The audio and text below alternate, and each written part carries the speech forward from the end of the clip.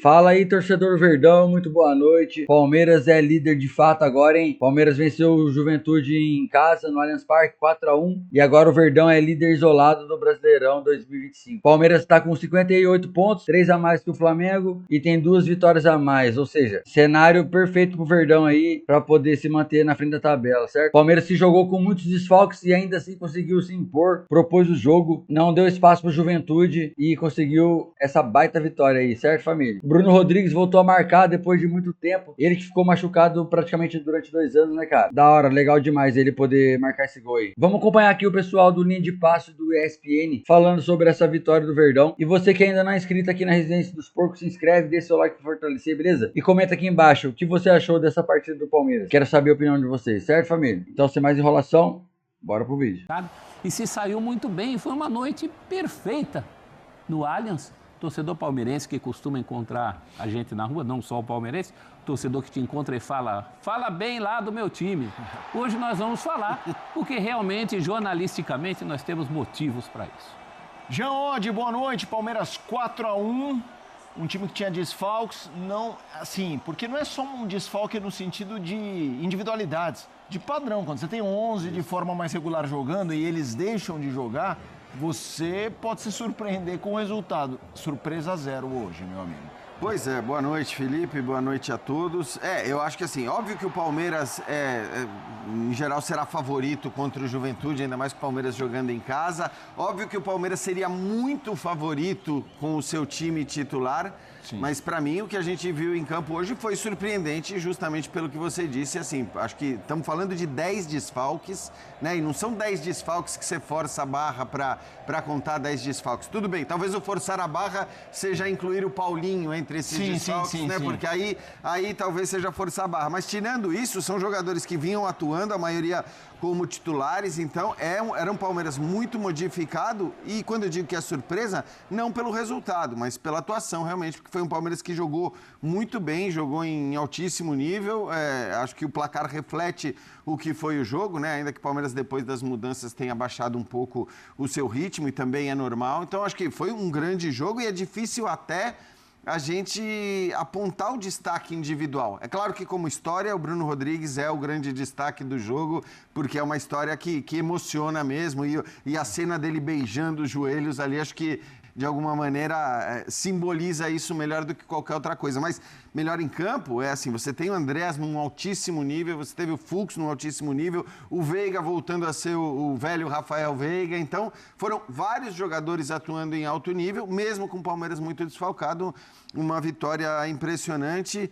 E é impressionante, né, como o Palmeiras de uma hora para outra virou a chave, porque eu me lembro do Birner falando aqui que o Palmeiras não jogava bem, embora conseguisse os seus resultados, e eu concordava com ele. O Palmeiras não fazia grandes jogos, e aí foi de uma hora para outra, de um momento para o outro, acho que depois da eliminação para o Corinthians... Na virada contra o Ceará, na quando Copa... quando ele acha os dois atacantes. Quando ele acha os dois atacantes. Mas, pois é, hoje não tinha os dois atacantes, né? Sim. Que acho que foram vistos por nós como o momento da virada. Na hora que jogo contra o Ceará, quando ele põe os dois atacantes, né, durante o jogo, a partir dali o Palmeiras começa sempre a jogar muito bem. E não apenas a vencer os seus jogos. E hoje, com o time completamente modificado, manteve esse alto nível de atuação. Então, acho que é realmente uma partida para ser elogiada. Esse jogo do Ceará me marcou, Birner, que eu estava no pós-jogo, que eu não me lembro se era linha de passe ou Sport Center, e tava um jogo amarrado e tudo mais, entra o Flaco, porque o Vitor Roque estava em campo, e a coisa muda. Poderia ter esse retrocesso, porque era um Palmeiras naquele momento que criava muito pouco. Até conseguia um ou outro resultado, mas assim, não conseguia fazer gols. A gente podia ver uma versão desse Palmeiras hoje que ganhasse de 1-0, de repente com 2, mas a fórceps não foi o caso. Foi numa boa, ok, dada a devida fragilidade do adversário. Mas assim, eu costumo brincar assim, é frágil.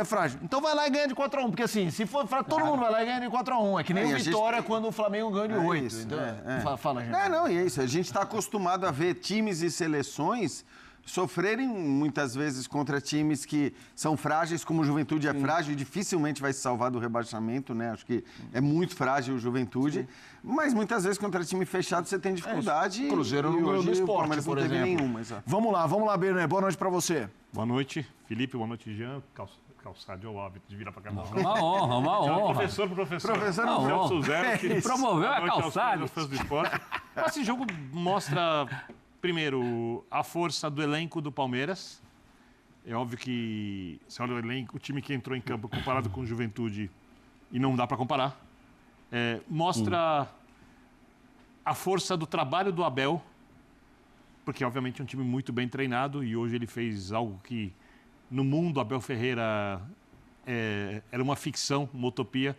Ele jogou com 2, entre aspas, volantes que não são volantes, de marcação. São caras que constroem muito, sabendo da fragilidade do Juventude, mas a versão tradicional do Abel sempre teria uma precauçãozinha para evitar que o time tome um gol e desande, ou seja, ele está muito confiante na equipe e bota uma pressão enorme no Flamengo. Esse resultado, por mais que seja previsível, eu concordo com o Jean, eu achava que o Palmeiras ganharia, mas eu não achava que seria tão fácil e rápido como o Palmeiras. Especialmente rápido. Porque isso tem sido uma marca. O Palmeiras resolveu assim contra o Inter, o Palmeiras resolveu assim o jogo de ida das oitavas de final fora de casa desse jeito, né? No Peru. O Palmeiras tem resolvido algumas partidas assim contra o Vasco da Gama. Não tem sido uma novidade. Quando você muda muitos jogadores, mas você tem um timaço em campo e perde os seus 2 principais atletas dessa virada, como se chamou a atenção, de qualidade de jogo do Palmeiras, você imagina que talvez o time sofra um pouco, mesmo sendo favorito e com muita capacidade de ganhar do Juventude. E o jogo foi muito fácil. Foi muito fácil, o Palmeiras tem um elenco muito forte, foi muito fácil porque o trabalho do Abel é muito bom, e foi muito fácil também porque quando um time vem nessa fase que o Palmeiras vem, os jogadores bons ficam ótimos, os razoáveis ficam bons, todo mundo fica inspirado. Sim. E os portões da vitória se abrem com muita facilidade. Aí é que tá. A dupla Flaco Roque não estava em campo, mas o espírito já era outro, completamente diferente da fase anterior à descoberta da dupla de ataque. Nós falávamos que o Palmeiras jogava mal e que o elenco podia render mais antes do jogo contra o Ceará, mas certamente os jogadores também sabiam disso. Claro. E era normal que fosse assim, né, Birner? Sim, eu acho que essa é a questão também. Porque aquela insanidade de pedir troca de técnico, de chamar o técnico de pardal e tudo mais, num momento em que o time passava e ainda passa, de certa forma, por uma reformulação considerável com a chegada de tantos jogadores importantes, assim, era fato de que o elenco jogava menos do que ele podia jogar, mas também era normal que fosse assim. Não vou dizer que era óbvio que obrigatoriamente seria assim, porque muitas vezes a gente já viu no futebol elencos se encaixarem, jogadores se encaixarem muito rapidamente, mas assim, o normal era isso. O normal é você contrata os caras vão se integrando ao time e aos poucos você começa a ter o melhor futebol. Então, assim, eu acho que a gente está muito acostumado, claro, a cobrar resultados imediatos, porque se esses resultados imediatos não chegam, o técnico é demitido, e talvez no caso do Palmeiras isso só não tenha acontecido porque era o Abel Ferreira, né, que tem um crédito absurdo, mas acho que assim, estava tudo dentro da normalidade. Hoje o Palmeiras joga um grande futebol, não tem o melhor elenco para mim segue sendo o do Flamengo, mas como o Birner disse, acho que você olha para a atuação que o Palmeiras faz hoje, com 10 desfalques importantes, porque não tem nenhum desfalque pequeno, desfalque que... o Sousa, vai. O Sousa até pouco tempo ele era titular. Quando ele fez o gol da vitória. Ele fez o gol da vitória contra o São Paulo. Então, assim, eu acho que é importante dizer isso. Os 10 desfalques são 10 desfalques significativos, relevantes, e claro que isso mostra a força de um elenco que é também um elenco muito forte. Quando você olha só, claro, fica à vontade mesmo. A força de construção do Palmeiras contra um time que obviamente ia construir pouco. E aí eu tô falando do dedo do treinador. Quando você vê Veiga e Andreas Pereira, entre aspas, volantes no jogo, porque na verdade o Palmeiras teve muito mais domínio e controle, podendo construir o jogo.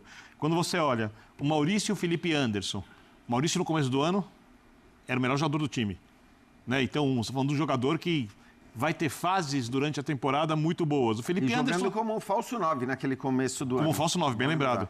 O Felipe Anderson que se encontrou. O Palmeiras demorou, provavelmente se fosse outro clube, ou talvez no Flamengo não, talvez sim, mas teriam descartado o jogador que foi contratado para ser um destaque, demorou, se encontrou. Você vê esses 4 jogadores, mais com alas, principalmente na esquerda, o Piquerez é muito bom. jogador na construção, você vê que é um time tecnicamente muito forte.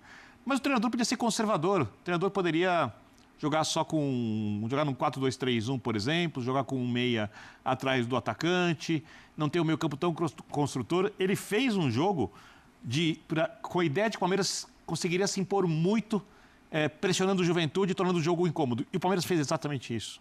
E tem uma outra coisa, uma formação que não está acostumada a jogar junto. Isso poderia pesar também. Isso é o que mais me chamou a atenção. Eu também. Porque você fala de desfalque, e hoje em dia leituras de futebol são muito no óbvio, né? As pessoas ficam olhando os nomes, falam, fulano não tem a qualidade de Beltrano, de Cicrano, mas o pior de um time que não seja o titular, um time desfalcado, um time que poupe, é perder o espírito coletivo, é perder a coletividade. Hoje foi um jogo muito coletivo do Palmeiras. É só olhar a seleção brasileira. Pois é, você precisa desse coletivo. E me chama a atenção também em relação à fase em que as coisas não estavam bem, e todo mundo sabia por que as coisas não estavam bem. O Palmeiras não conseguia botar a bola para dentro também porque não tinha esse repertório que está mostrando agora. A gente falou muito tempo num Palmeiras muito dependente do Estevão. A gente não tinha esse jogo pelos lados, que hoje o Palmeiras teve jogo pelos dois lados. Né? Teve volante que não era volante, teve zagueiro que fazia papel de volante, tem muito da mão do técnico, que é alguém, você falou de jogadores que em outros clubes talvez tivessem ido embora, o Abel nunca desiste de ninguém por motivos técnicos. Isso é verdade. Ele desistiu de outros jogadores aí atrás, por motivos outros, inclusive jogadores muito bons tecnicamente. Comportamentais, em geral. Comportamental. E nenhum deles que eu me lembro está brilhando até o momento. Nenhum deles voltou a brilhar, né? Como brilhavam no Palmeiras. Talvez quem tenha tido mais sucesso fora o Wesley, né? O Wesley atacante. Mas longe de ser um brilho. Então, que a torcida do Inter se ouvir. Mas eu tô de acordo com você. Nem acho que é o momento. Mas ele teve. Eu tô de acordo também, eu acho. Mas uma coisa que eu acho legal, acho que o Birner tocou no Felipe Anderson, que eu concordo, deixou de ser aquela coisa que era uma interrogação, mas ao mesmo tempo não virou o cara. Sim, o cara.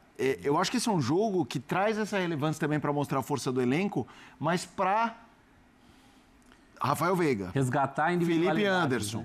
E mesmo, assim, Bruno Fux, primeiro gol. Cara, não, mas o Bruno não só primeiro gol, né? O Bruno Fux fez um jogaço. Isso, o Bruno Rodrigues. E o Bruno Fux, inclusive, jogando como volante em vários momentos, né? Ele vinha iniciar o jogo.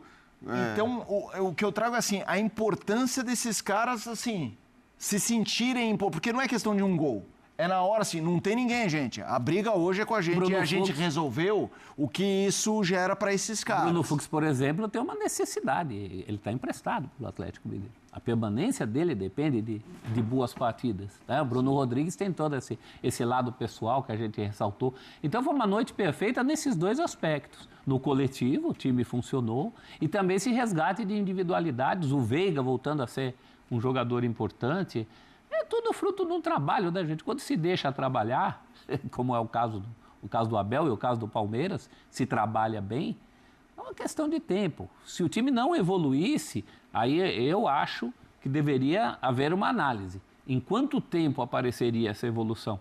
Eu acho que essa evolução está aparecendo no momento certo. Vai ser uma briga até o fim por esse Campeonato Brasileiro, muito pela qualidade do Flamengo. E o Flamengo pode superar, pode ganhar o clássico do fim de semana que vem. E tudo bem em termos de classificação, tudo bem não, para o Palmeiras não estará tudo bem, mas o Palmeiras não deixará de ter as qualidades que tem e que apresentou mais uma vez. Aliás, isso é uma coisa, né, que é inevitável, no futebol brasileiro é inevitável. Você tem dois técnicos fazendo dois bons trabalhos, não se discute isso. Você está falando de Abel? Eu falando de Abel e Felipe Luiz. O Flamengo agora está numa fase um pouco...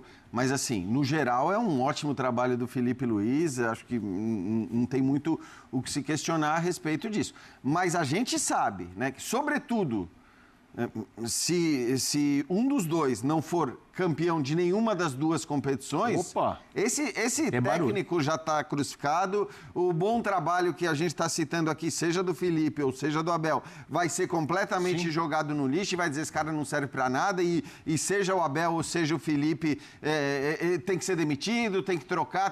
Isso é óbvio. Claro que se acontecer de um ser campeão brasileiro, o outro ser campeão da Libertadores, pode acontecer. Acho pouco provável que nenhum dos dois ganhe nada. Sim. Porque acho que no Campeonato Brasileiro, para que o Cruzeiro consiga ser Tá campeão... até na tela a classificação. E tem um jogo a mais, né? E tem um jogo a mais. Então, acho que olhando hoje para a força do Palmeiras, para a força do Flamengo, para o Cruzeiro ser campeão brasileiro, é muito difícil. Então, acho que é pouco provável que nem Palmeiras e nem Flamengo, que ambos fiquem sem títulos nessa temporada. Sim. Mas ambos podem não ganhar a Libertadores, isso é factível, não seria o normal, mas é factível. E no Campeonato Brasileiro, o mais provável é que um deles leve. Família, então esse foi o vídeo de hoje aí, após essa vitória magnífica do Palmeiras. Vitória, mano, excelente. Verdão agora é líder isolado do Brasileirão. Tem 3 pontos a mais que o Flamengo e 2 vitórias a mais também, certo? O Palmeiras tá com 58 pontos, o Cheirinho tá com 55. E ainda vai ter confronto direto ainda lá no Maracanã, beleza? Destaque do vídeo de hoje é pro Bruno Rodrigues, que marcou aí o seu primeiro gol após a volta, né, cara? Depois de praticamente 2 anos sem jogar. Teve 2 lesões ali graves no joelho. E hoje ele voltou, marcou. Rafael Veiga também fez gol, deu assistência, cara. Sensacional. O Palmeiras, mesmo com muitos desfalques, fez valer a força do elenco, jogando em casa, foi pra cima, matou 4-1 fora o baile, certo, família? Verdão é líder isolado, vão pra cima e é isso, família. Lembrando que os créditos vão estar aqui na descrição, beleza? Se você não é inscrito, se inscreve, deixa seu like fortalecer. Se você tiver no celular, passa pro lado ali na seção de comentários e deixa seu hype aí, mano, que vai ajudar muito o nosso trabalho, beleza? Até o próximo vídeo, avante palestras, porque é louco, é nóis.